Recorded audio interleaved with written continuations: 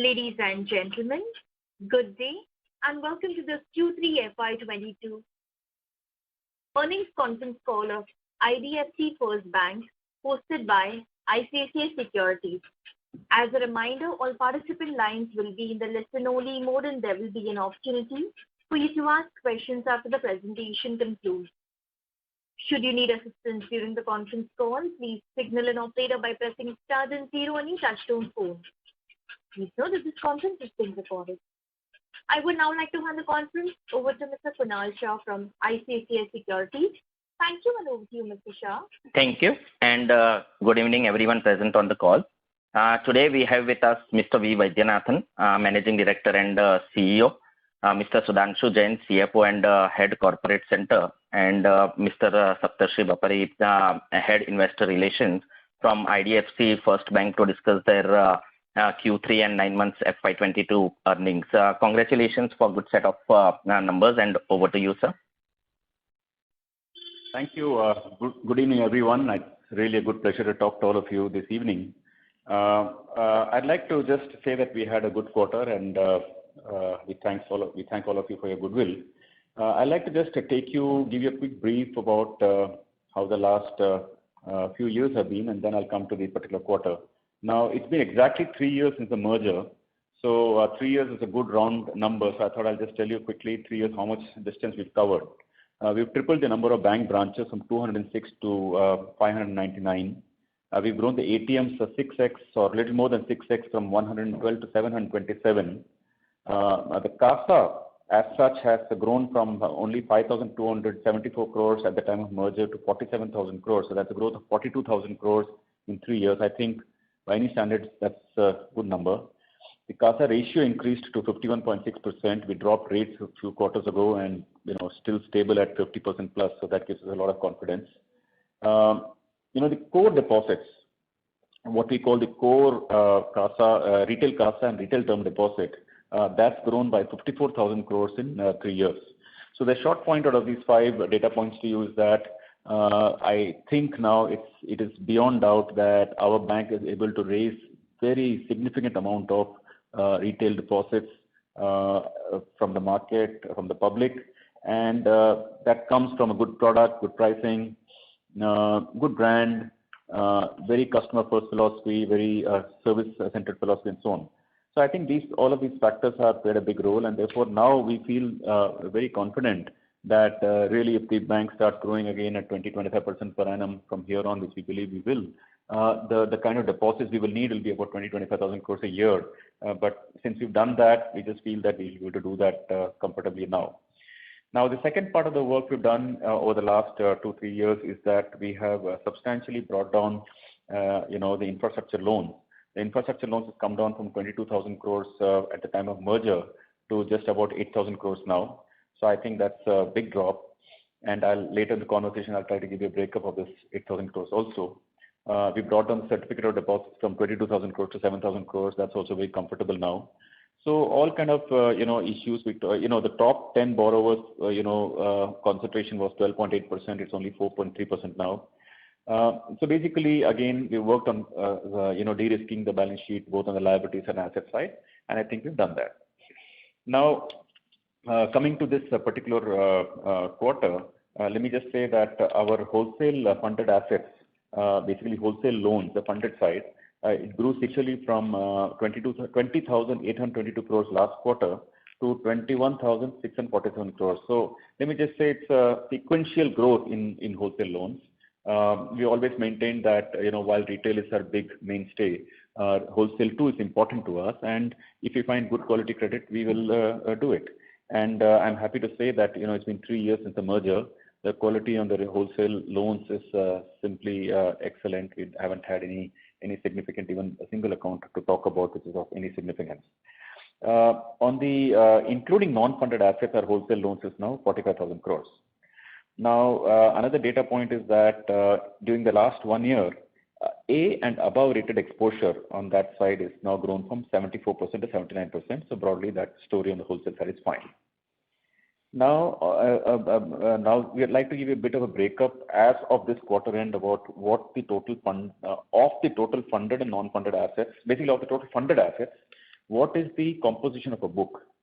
If you go to composition, basically home loans is 10%, low range property is 14%, wheels is 8%, consumer loans is 13%, rural finance is 10%, commercial finance, basically business loans, small business working capital, business installment loans, those kind of stuff, that's 9%, and corporate and other loans is about 23%.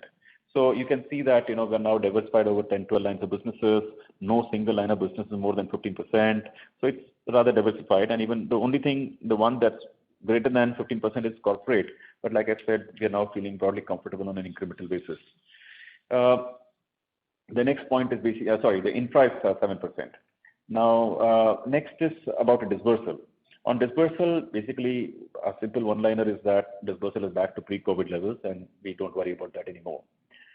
Next point is that, of the retail book itself, this time we have segregated between two parts. What we used to call as retail until the last quarter, we try to do a bit of comparison with the system as such, and we find that a lot of this small entrepreneur loans and business loans and SME loans, usually the banking system calls it commercial finance. And we were calling it retail finance and wholesale. We were too blunt about our classification. So this time we have further segregated it. So we call the retail book as a retail book, and then the business finance we can now call commercial finance. So the breakup is that now our retail book is 75,500 crore and the commercial book is 10,500 crore. So together you can call it like 86,000 crores. Now I'd like to, our restructuring as a percentage of the book is 2.6%. And last point is about asset quality, and then I'd like to stop, and then I'd like to just make it open to questions. So maybe Sudhanshu can say maybe has a few inputs to give. Now, so back to the numbers on asset quality. Now, as far as we are concerned, we track our book by many criteria. We check what percentage of our checks when we present for clearing a return. That's usually a very good indicator, because end of the day, later you have to, those customers flow into delinquent buckets if they bounce. So that is one indicator. We track how many customers bounce the checks as a percentage. We tracked that over the last 12 months, and we can say that it's almost like touched pre-COVID levels. It used to be like 12% earlier, it's now 12.1. Let me just say it's like touched almost fractionally, but it's almost as good as before. Number two, we check of the loans booked the previous month, in the subsequent month, what percentage of customers return their checks. Basically, it gives us an instant sense about how the quality of the incremental booking is as compared to what it was, say, 12 months ago or 18 months ago. So that number is literally at an all-time lows, and we feel really very good about that. It's like 8% something. Now, that is really good by any standards and going by any historical benchmarks we had. Number three, then we say that of the customers who return their checks, the third analysis we do is about how many of them, what is the collection percentage on those customers. Even those collection percentages, we track it by, bucket X, bucket 1, bucket 2, bucket 3, every bucket we track. And in every single bucket, we find that the recoveries are actually kind of exceeded what was pre-COVID. So you can take that as a good data point and a good trend. The fourth thing we then check is of the customers who go into delinquent buckets, what is the recovery you get? I mean, assuming you've taken a provision against the customer base, but what about provision doesn't mean the customer doesn't owe us the money. So, the customer still owes us the money. So on that is what we call recovery. We don't call it collection, we call it recovery. So again, that's a fourth data point we track, and, numbers are looking pretty good. The fifth thing we track is vintage analysis. As to how is the portfolio booked 6 months ago behaving vis-a-vis what is booked 12 months ago vis-a-vis 18 months ago versus 24 months ago, and so on. So again, that data point. So, we have done enough analysis on a portfolio, and we studied day in, day out, and now we feel very confident to start guiding the credit loss numbers for the next year as well, assuming, of course, there is no fourth wave and there's no crazy things happening. So all that is assumed. Now, assuming that things are going on as things are going on right now, we believe that next year we can now start guiding for credit loss of just 1.5%, and that's a huge statement from our point of view, because we feel that we've never had it this low before. I want to just take you back a little in time that, when we used to do this business in Capital First, our credit loss used to be more like about 2.6 to 2.7% on a yield of about, say, 16.5, 16.6% or a little more than that. But if for this year, that is in 21-22, we had guided for credit loss of 2.5%, which I'd say it would be pretty good, considering that wave 2 happened this particular year. And let me say we're broadly trending on that track. So, what was 2.5? We are now beginning. We then guided for 2%, thinking that we'll definitely achieve it. But now we're feeling a little more confident to guide for 1.5. So all in all, we're feeling pretty good about our asset quality. The other good thing from our point of view is that the wholesale book, we've had all of you have been quite concerned about our wholesale book issues and, what we call legacy or whatever. So those accounts, we've had a few infrastructure accounts, some road accounts, some toll road accounts, the Dewan Housing, Reliance Capital. We've had many of these issues. I'm happy to say that we now feel that most of those accounts are behind us. Maybe one or two accounts maybe there, but they're not going to materially move the bank's P&L in any subsequent quarters that we ever have to call out and say, oh my God, this account has happened, now we're going to post a loss. You won't hear those statements from us again. The other significant event that has happened in our lives is that the core, let me say, the core operating profit. What I mean core, I mean net of not having any treasury or one-time kind of incomes, like core NII plus the core fees minus core OPEX. Now that number for the bank was literally, at the time of merger, used to be like 285 odd crores. Pre-merger was maybe 90 odd crores for the half year. So that number, what was 289 crores, is now 650 crores plus. So therefore, we are pretty confident that even though the balance sheet just grew by 17% since the merger, the operating profit has grown by 100%. Now, if book grows 17, profit grows 100, you know that the incremental dynamics are really very powerful. And that, frankly, I'm not surprised, because we know that if you do a business at 5.8, 5.9% NIM, value has to get created. It all comes back to credit loss. So we feel we're strong in credit loss. So once NIMs are strong, credit loss is good. We just believe that profit's only around the corner. It has to rise. So personally, of course, I've seen the cycle before. It starts with a loss and it comes to break even, and then it starts getting to profit. So we've also come through that 2-3 stages in this bank for the last 3 years. But I'm feeling reasonably good about the whole thing. The last thing is about what happened on the telecom account. In this year, in this quarter, we had a 2,000 crore funded exposure, as all of you know. So that money is come back this quarter. We had decided to take an additional exposure of rupees 500 crores on them. It is part of an overall request made by the company, and we felt broadly comfortable considering that they were coming back and government was infusing equity and promoters infusing equity and all this stuff. So that's about what we have to give us an opening talk, and I just hope that helps. So thank you very much, friends, and thanks for being here today with us, and thanks for showing interest in our organization. You've been patient with us for many years, like 2-3 years now. We thank you for that, and I think it's our time to pay back. Thank you. Thank you very much. Ladies and gentlemen, we will now begin the question answer session. Anyone who wishes to ask a question may press star and 1 on your touchtone telephone. If you wish to remove yourself from the question queue, you may press star and 2. Participants are requested to use handsets while asking a question. Ladies and gentlemen, we will wait for a moment while the question queue assembles. We take the first question from the line of Kunal Shah from ICICI Securities. Please go ahead.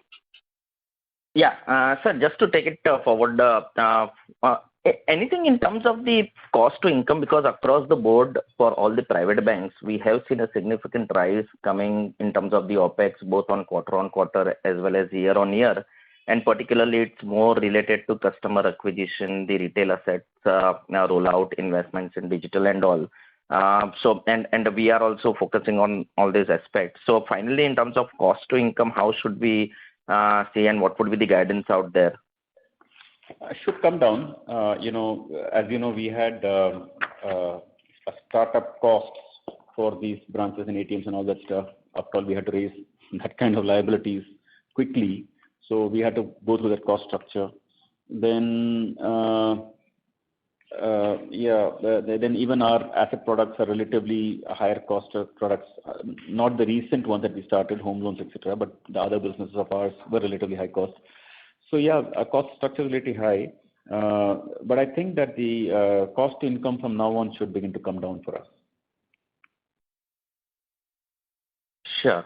And secondly, in terms of how has been the slippage run rate overall? So we had seen a decline, but both in terms of the retail in particular, corporate, I think there is one account, but otherwise on retail, how has been the run rate and how would you guide for that? Yeah. So maybe I'll take that. So we have seen an overall net slippage coming down by 25% as compared to the previous quarter. And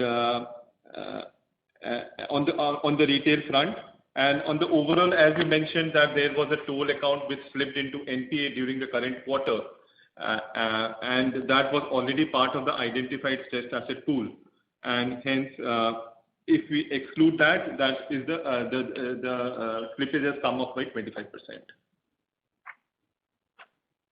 Okay, thank you. Thank you. The next question is from the line of Maruk Ajania. So before you come in, Maruk, I'd like to give a little more color on the slippage. The key point towards slippage is what happens in SMA. On the SMA front, we find that SMA as a percentage of the previous quarter, as a percentage of the book, in our core retail book, in our commercial book, in our wholesale book, we find in all three of them, it has come down to less than pre-COVID levels. So that gives us some indication that future slippages should be lesser. In the rural book, of course, it has increased compared to pre-COVID, but that's because of the JLG book, and that has to play itself out. Yeah, hi. So I just, just took just a clarification from your opening remarks. So now the exposure to the funded exposure to the telecom company would be 500 crores. Is that correct? Correct. Okay, and the non-funded would be? 1244. Okay. And how do you view, what is the proportion of external benchmark rate linked loans? External benchmark linked loan. So we don't have that number specifically, which we have called out to the market. But on the corporate front, we have been pricing loans which are linked to MCLR as well as external benchmark link rates. And on the retail front, again, we have been pricing it based repo rate as per the regulatory guidelines. Okay. Okay. Thanks a lot. Thank you. Thanks, Maruk. Thank you. The next question is from the line of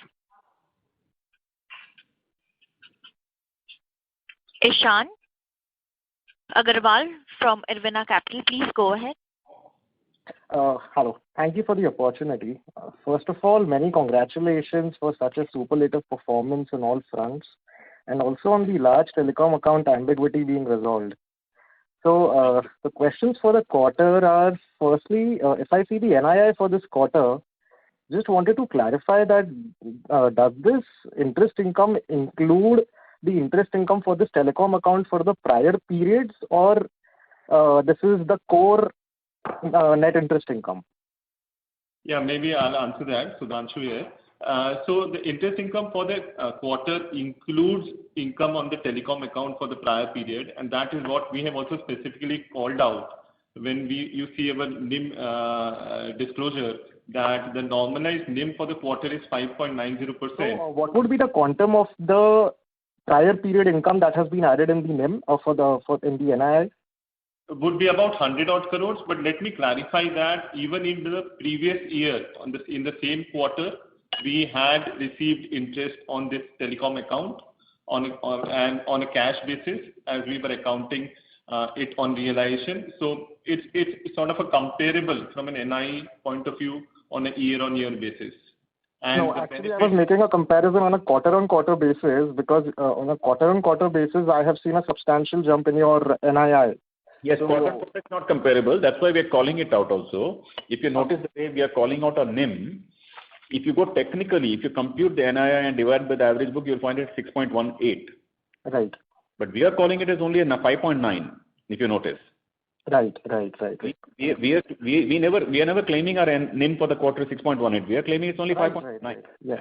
Because we are subtracting what does not belong to this quarter, the prior period number. We subtract it because we don't want it to color the expectations of people, nor do we want it to show up as a NIM of this quarter.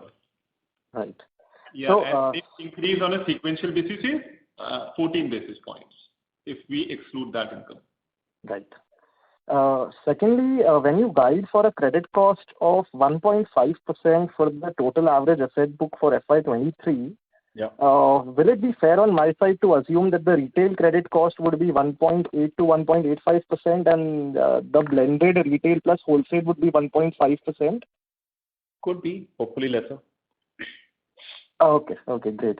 And thirdly, if I look at the RBI data on debit cards and credit cards, our debit cards issued are up 9.22% in Q3 as compared to Q2, which is the highest increase for any universal bank in the country. However, the SA value growth doesn't reflect that. Is it right to infer that average SA ticket size is becoming smaller and hence more granular? And once this transition of outflow of large ticket size SA is done with, SA growth will again reflect the volume growth? That would be correct. Okay, great. And this point has been clarified. Okay. And what was the blended retail yield for this quarter? You mean for the incremental booking or the stock? Or I mean, for the retail book for this particular quarter. We don't have the number offhand, but you can probably guess it about 15%. Yeah. So we have not been calling out that number, but you can assume that the incremental yield is about 14.5 to 15% on the retail book. 14.5 to 15%, and that I would can I assume that number would be slightly lower for 23-24 because our focus is now on home loans? Yeah, I mean that's factored already, no? Because already doing good home loans. Right. You mean the prime home loans? We're already doing home loans. Right. But we're doing more of the prime home loans now. But yeah, it does bring down yields. But we also have other portfolio which is giving us a good yield, where we have a specialization since 8-10 years. So they all mix up.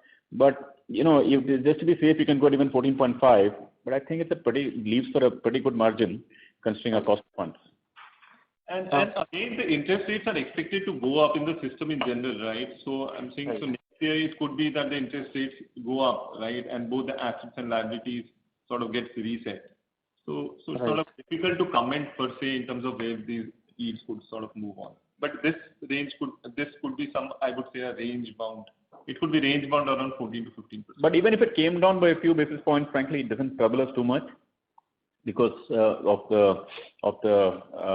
the fact that home loans is a good asset to have, and also because of the fact that the margins are still pretty strong. Okay, and regarding the non-funded exposure to the telecom account, when does that bank guarantee get released? Is there a date for that bank guarantee to be released? We hear from the market and from media and from whatever we hear from the company also that should come up for release. So we are hopeful. Okay. Lastly, is the management confident of crossing the 6% mark on NIMs sooner? I mean, it should inch up even from here, from these numbers, it should inch up, yes. Okay. Thank you. And congratulations once again. As you know, between 5.9 and 6 doesn't take too much to get there. Okay. Thank you. Thank you. Thank you very much for those calls. Yeah. The next question is from the line of Prakhar Agarwal from Edelweiss. Please go ahead. Yeah, hi sir. Just a couple of data points to start with. What would be your gross slippage number, recovery and write-off for this quarter and subsequently last quarter as well? That's what I thought Sudhanshu was calling out. Yeah, so I had mentioned that the net slippage was about. That's why I needed gross number. That's why you mentioned about net slippage. which will have recovery and write-offs in place as well. I just wanted a gross slippage for the quarter. Okay, so the gross slippage includes that one toll account which sort of came in during the quarter, which was about 248 crores. Excluding that, the gross slippage was about 1,200 odd crores. 1,200 crores. And any predominant segment from which this because consumer finance is seeing around 1,200 odd crores. Any predominant segment that we are seeing this number coming from? No, we find that it was basically JLG that we have noticed that among all our portfolios, it's almost like I said, I read out numbers to you earlier in the opening remarks, that things are almost heading back to the pre-COVID. I think JLG is the only one that still has, more amount of SMA by an order of magnitude. Perfect. Just a second part in terms of telecom clarification there. So you said 500 crores of fund base and non-fund base of around 1234 crores. What is the outstanding provision that we are carrying on that as of now? On what? On telecom exposure, what is the provision that we are still carrying on? We have no provision. We have released the entire provision. Entire provision has been released. Perfect. Yes. And then lastly on this credit card, so while it's too early to gauge a trend, but what would be your revolver percentage with that? And while we are reporting a loss in that particular aspect, in that particular book, it's largely to do with OPEX or anything to read into your credit losses into that segment? No. Nothing to do with credit losses. In fact, the credit is behaving very well there. Anyways, largely to cross-sell to existing customers and all that. It's basically startup cost because the credit card by nature of the business is such that it's got a huge amount of technology expense and system expenses and setup cost of call centers and you name it. It's got all those expenses that come with it, reward points and all that. So basically that's how the credit card business works. So at this point of time, this is largely the book is not yet built up to scale, but the OPEX is still there. That's how any business starts, I guess. You start with the expense and income comes later. So our book is, I think, about 1,600 crores now. Yeah. And I think once that book scales up, we have no doubt in our mind we'll make lots of profits there. And just to add, in terms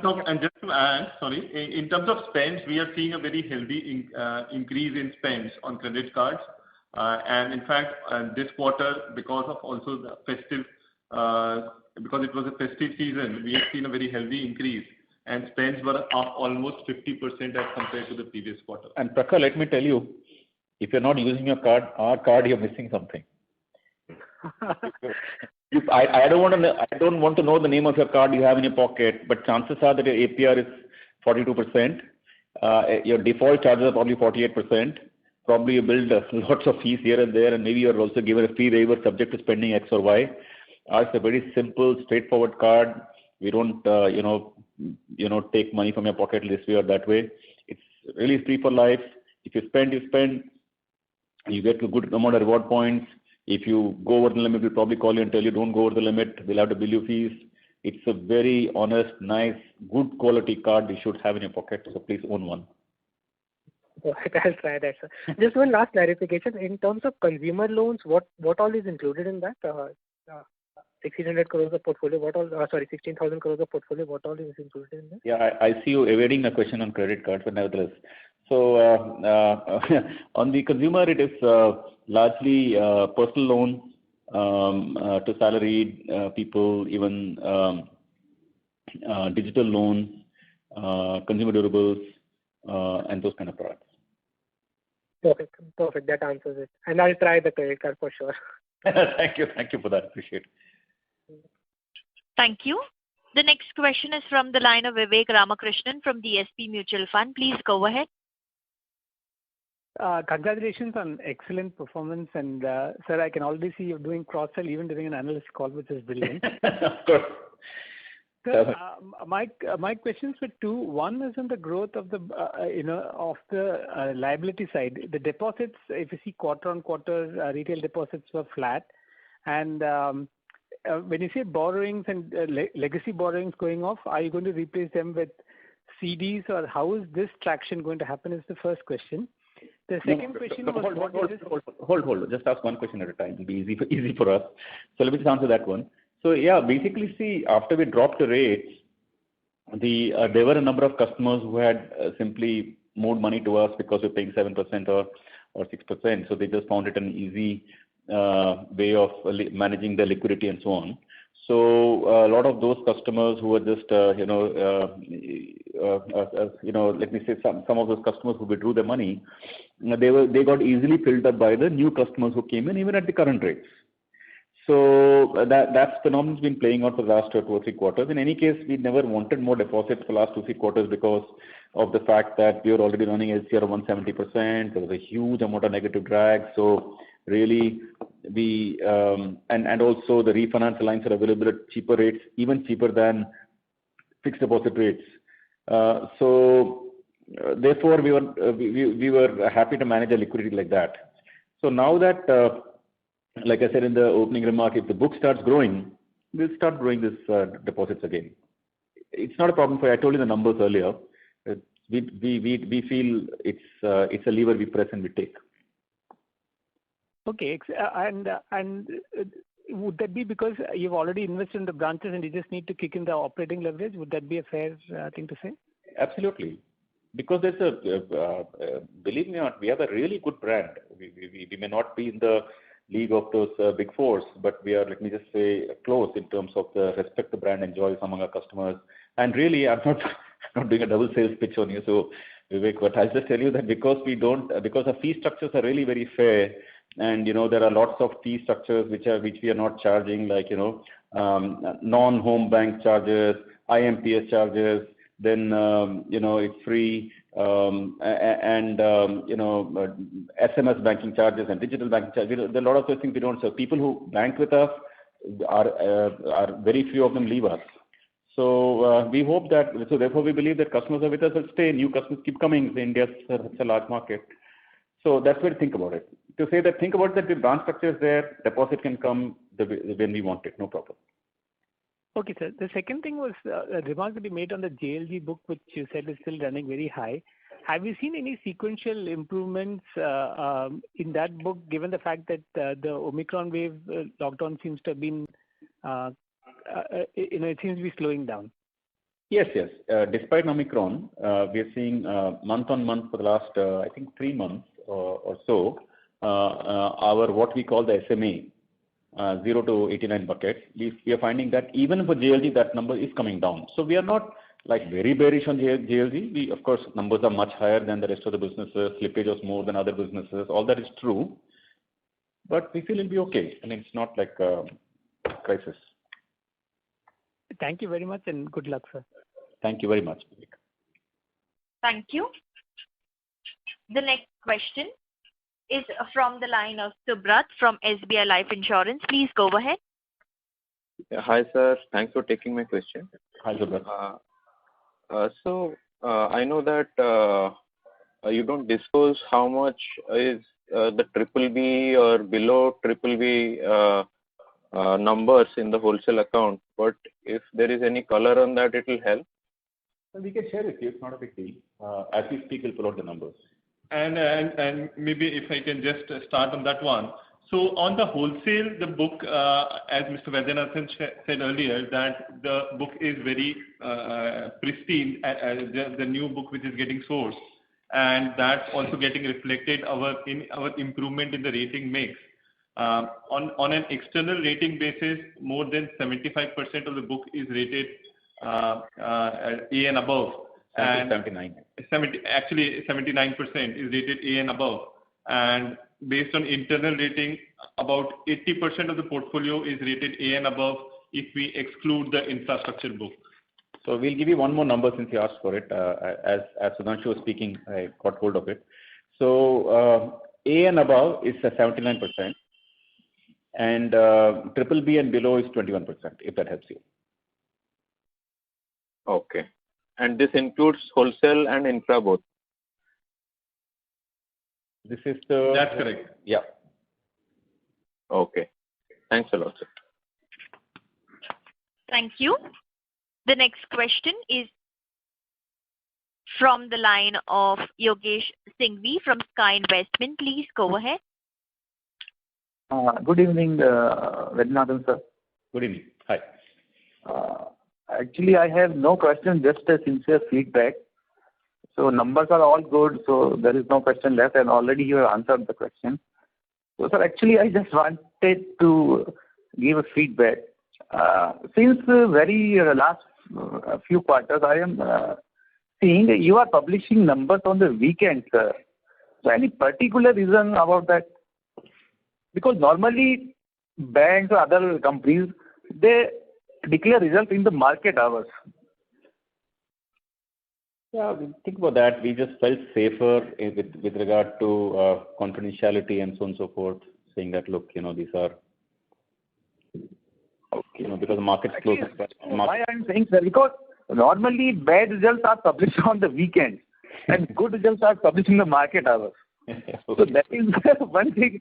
So because our results are so good since many quarters, but we are publishing on the weekend. Okay, we'll think a little about that. Feedback from a shareholder side. And even the two largest private banks have disclosed on a weekend only. However, we still take note of the suggestion. We'll think a little deeper about that.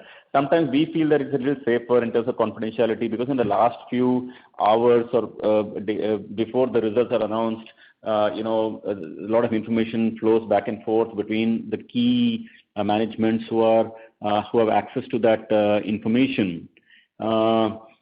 So if that is done after Friday, after the books are closed, after markets are closed, it just feels a little safer. So that actually is the thing that goes on the back of our mind. But anyway, we'll think a little deeper about that, maybe. Thank you so much for listening to the suggestion, sir. And thank you. Congratulations once again. Thank you, sir. Thanks very much. Yeah. Thank you. Thank you. The next question is from the line of MSJ Ashish Krishna from MSJ Capital. Please go ahead. Sir, thank you so much for the opportunity and for the great set of numbers that you posted. My question is on the reverse merger with IDFC Limited. Is there anything that you can share currently and on when the timeline would be for the completion of the reverse merger? Hard to say. I think whatever is there in public domain is already there, so I wouldn't like to add too much to it. Thank you, sir. That would be it. Thank you. The next question is from the line of Aditya Singhania from Enam Holding. Please go ahead. Thank you. Congratulations on great results, Mr. Vaidyanathan. I just wanted to get a breakup of the provision line item and fee income, if possible. It would really help if you get that in the presentation itself, or if you can share that on the call, that would be useful. Yeah, so in terms of provisions, as we have... No, fee income. Yeah, he has asked for provisions.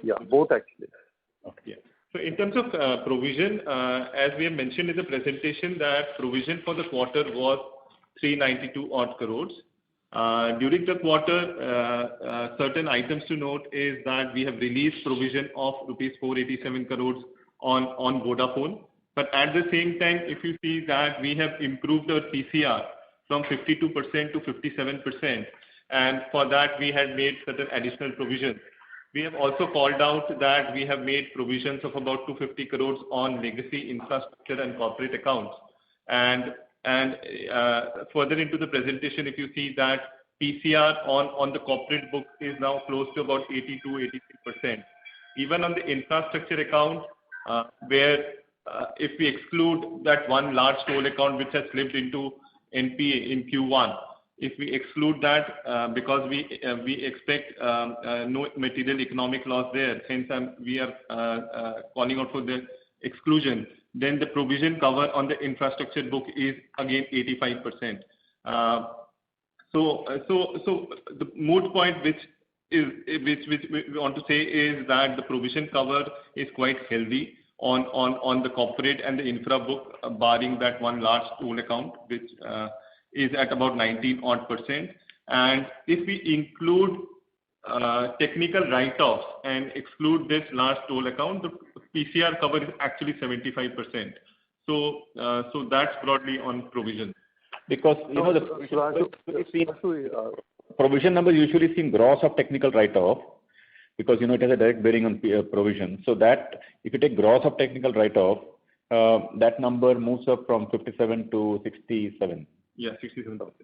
And no, I got the information in the presentation. What I was looking for is a breakup of the provision line item into loan loss provisions, any investment-related provisions, standard accounts, any other items if possible. Loan loss, yes, sir. Certainly. So all are pertaining to, I would say, loan loss provisions are largely there during the quarter.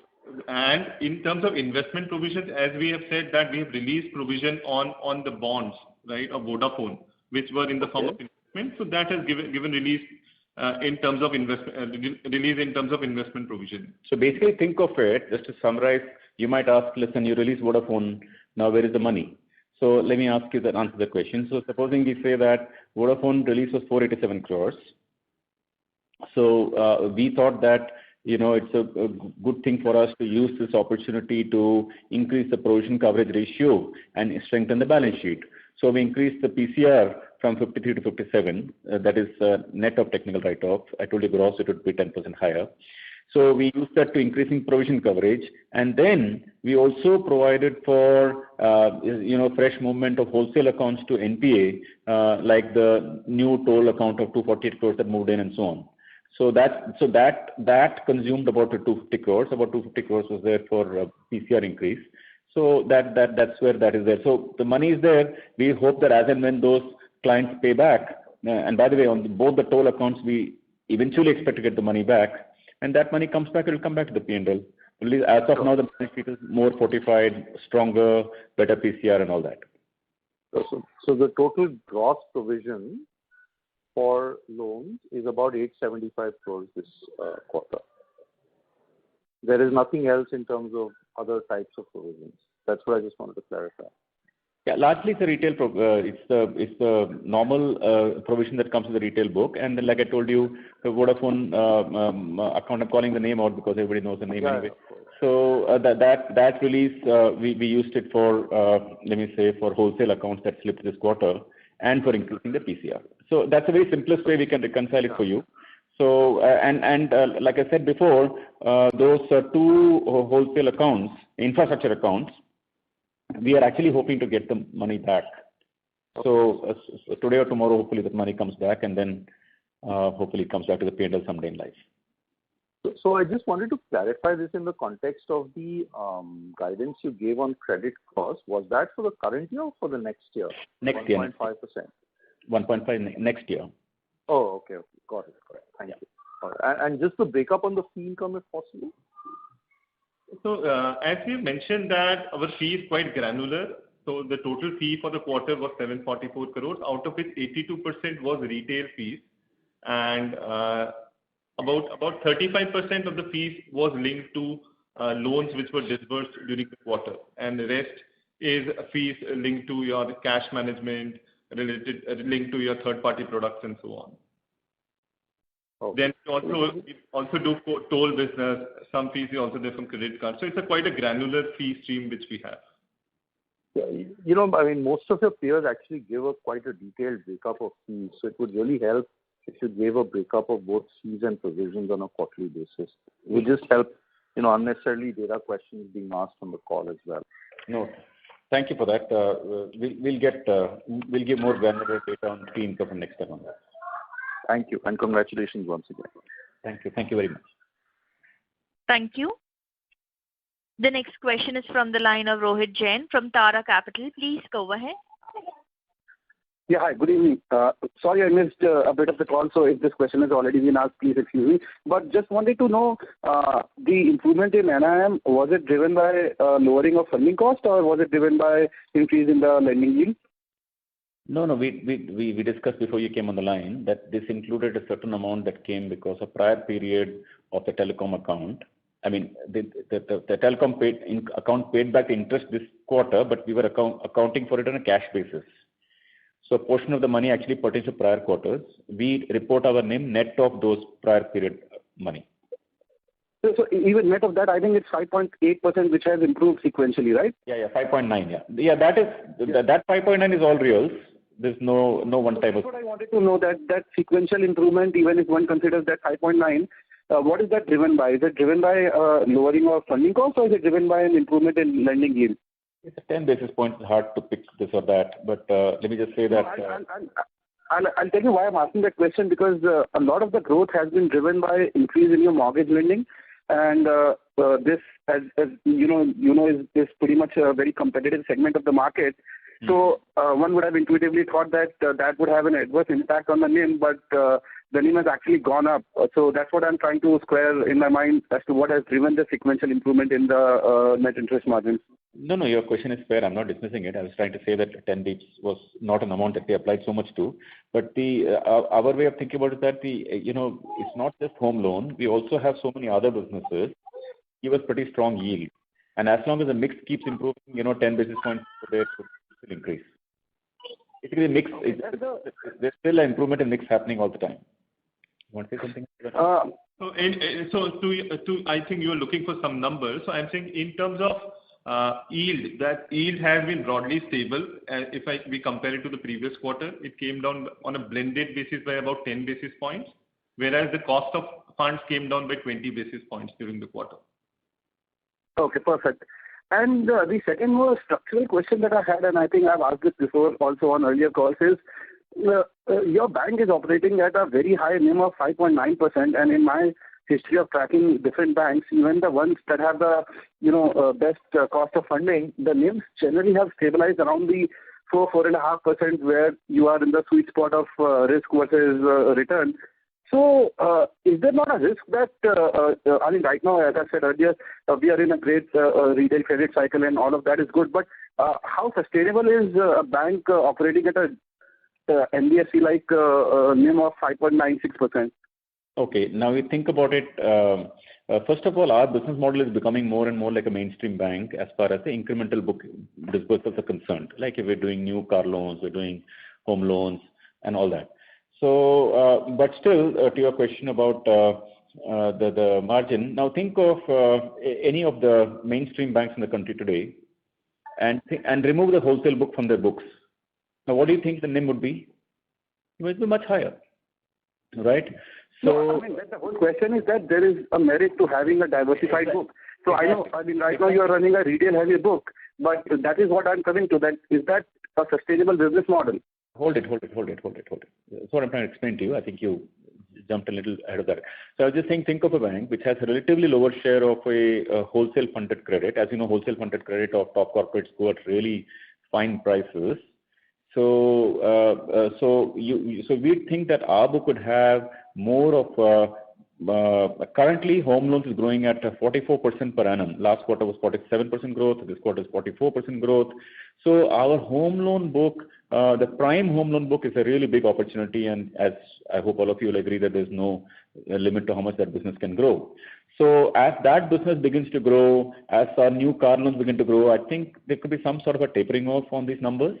But as things stand right now, the fact that we're guiding for credit loss of 1.5% next year, it must tell you that we're feeling pretty good about the about asset quality. And let me tell you, I'm not talking about the next 1 year. It's more of a medium-term question. So you said that there would be some tapering off. Hold it. Let me add one more thing.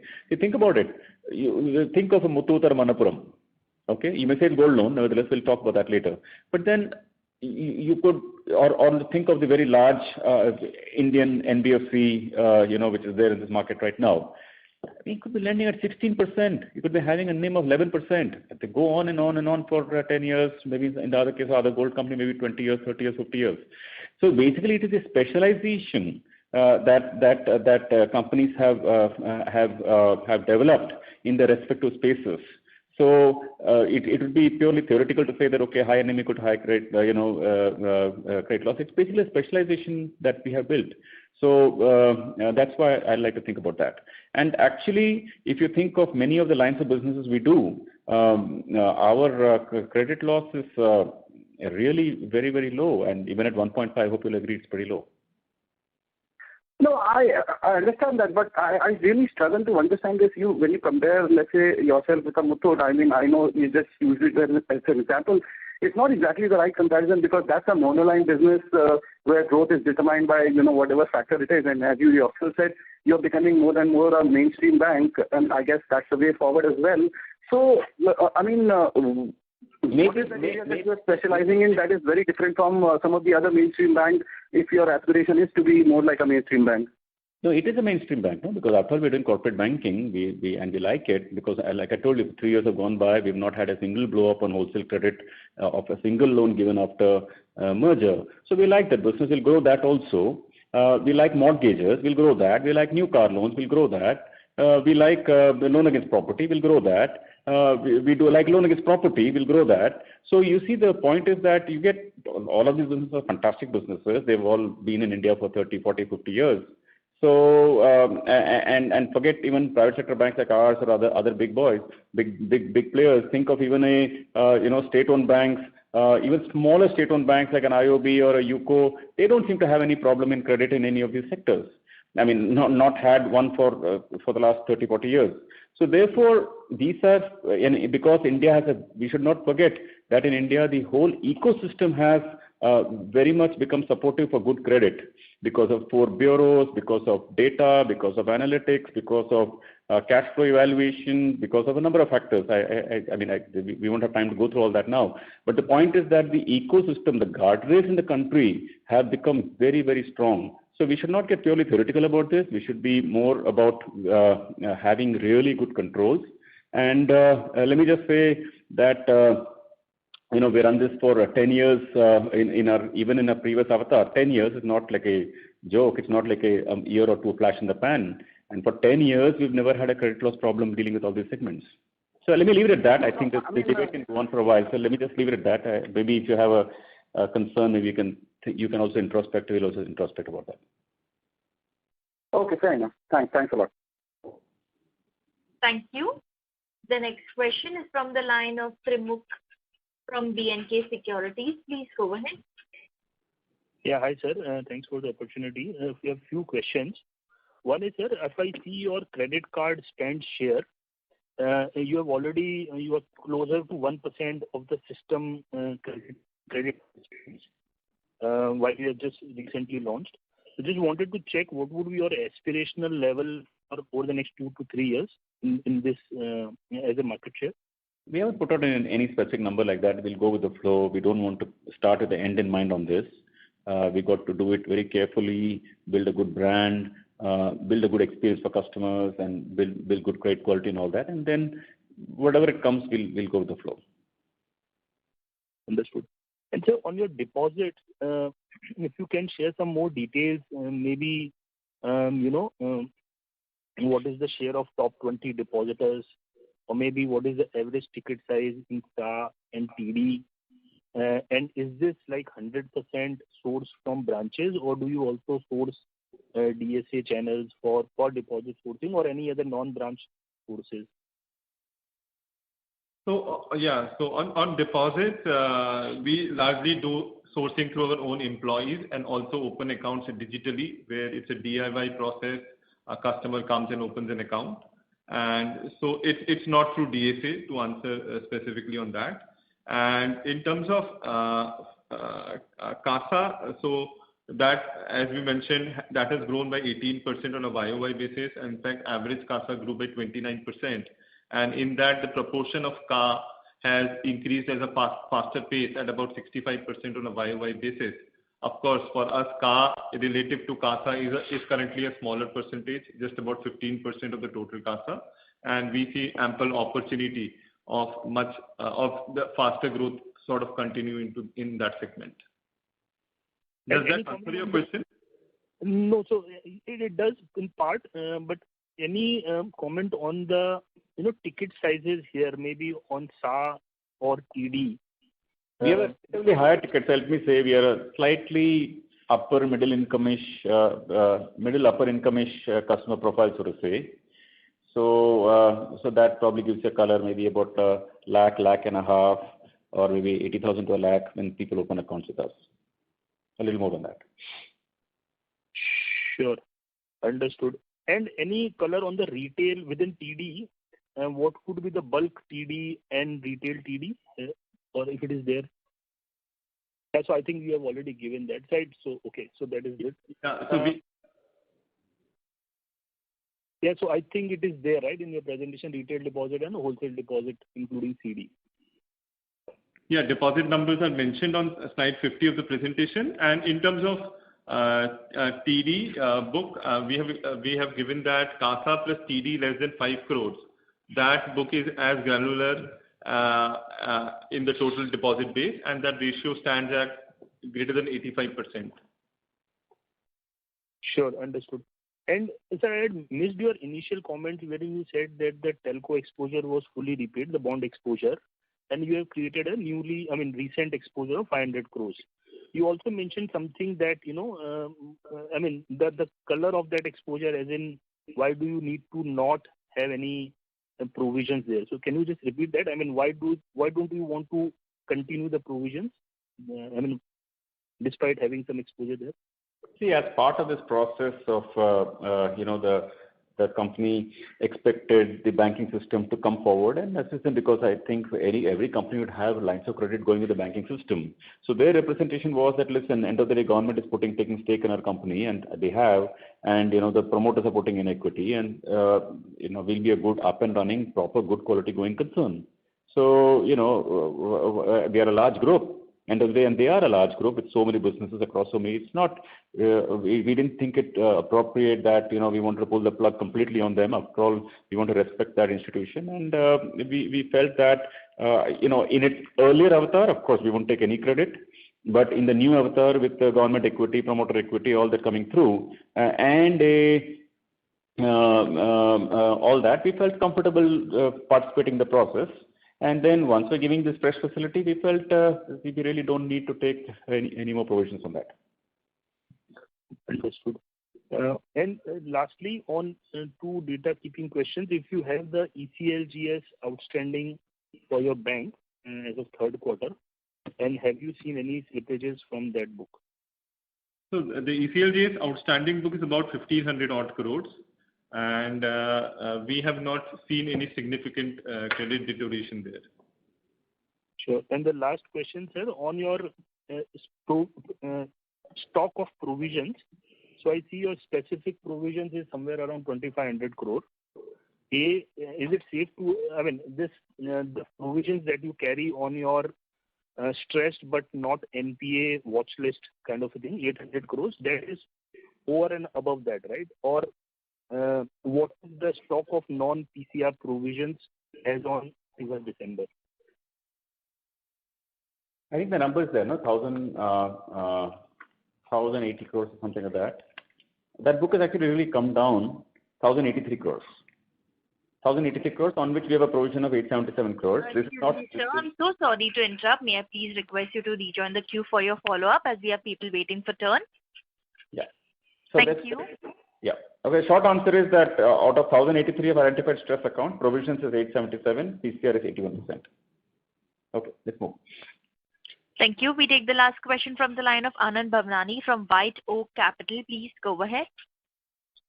Thank you for the opportunity. Quick couple of questions. One is clarification on the credit quality. 487 crores of provisions for the telecom account which were reversed, how much of it was in the current quarter? This quarter, everything. Okay, so adjusted for that, then if I were to understand our P&L provisions would have been around 879 crores, 391 plus 487, right? No. We need not, there was nothing pressing for us to really take the PCR from 53% to 57%. So this was an amount that kind of came to us in this quarter, so we actually thought that why not strengthen the balance sheet to take it. So you can't really assume that if this had not come, then probably PCR would have been lesser, but the bank would have still been quite profitable. So let's then, trying to understand it better, let's then assume, had it not done and you had kept the PCR as same, what would have been the credit cost? Because I want to do like comparison, have a sense of how the cost is evolving. So two things have happened. Had both not happened, what would have been the credit cost? No, it's not so easy to do the quick counterfactual on a without a pen and paper like this, because even the wholesale accounts that we've taken provisions on the wholesale accounts, some proactive provisions we've taken, that 250 crores we talked about. So theoretically, they could also have a counterfactual. So let me just say that the simple way of explaining this is what I told you earlier, that 250 crores is for corporate accounts that we have taken this quarter. Rest we've increased the PCR from 53 to 57, and you got to just go with this number at this stage. Okay, I'll just repeat so that 250 crore is for some corporate additional provisioning. Yes. And PCR increased from 53 to 57, these two. And what was the last, sir? That's it.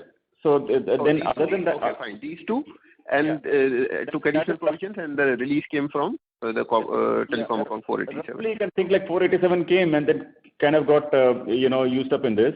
Like I said, we wanted to strengthen the balance sheet. We wanted to, let me put it very simply, that we want to use the opportunity to strengthen the balance sheet. And we did. So tomorrow, for example, if you provided for that particular infrastructure account, which the 248 crore account where we've taken significant provisions. Now let me say that some quarters go by and the money comes back.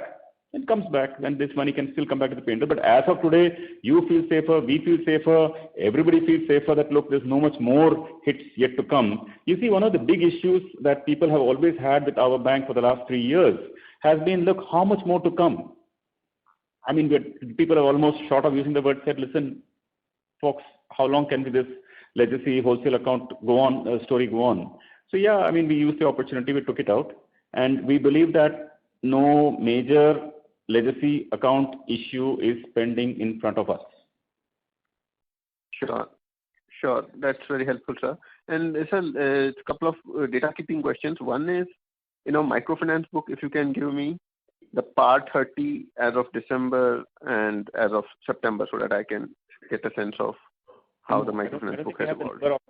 I don't think they have the number offhand, but like I told you that that had a relatively more delinquency than the rest of the book by an order of magnitude more delinquent.